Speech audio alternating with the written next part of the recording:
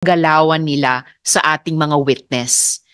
Magva-vlog po ng 100,000 ang natanggap ng ating mga witness.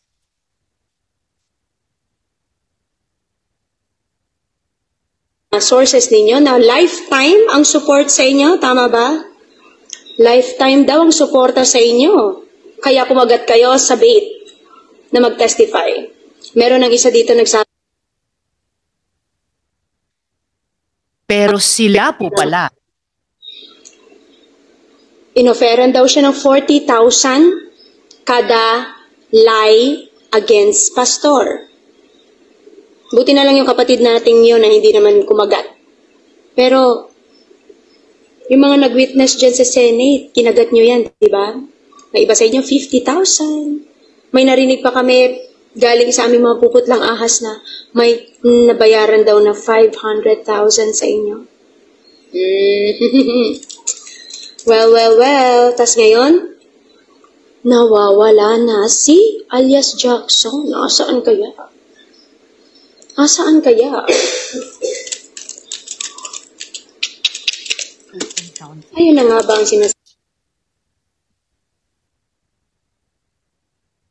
Pero sila pala po ang totoong nanunuhol.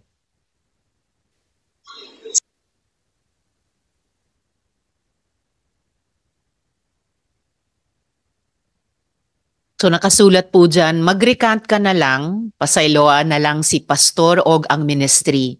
Tagaan ka ni pastor og kwarta pila imo gusto, kondo og travel abroad. Bawi a imo gin panulti sa Senate para pakaulawan anang antivirus na. And by the way, safe and sound po at hindi nawawala si Elias Jackson. So, suhol, pananakot at pangharas po ang minemerienda ng ating mga matatapang na witness sa pang-araw-araw. Sa totoo lang po, pwedeng-pwede naman po silang bumaliktad dahil di ko naman matapatan ang inaalok sa kanila para mag-recant. Pero naninindigan sila. Ngayon po, na hearing, 2 pong matatapang na witness ang haharap ngayon sa inyo. Pero bago po yan, baka ang aking mga colleague ay may opening statement?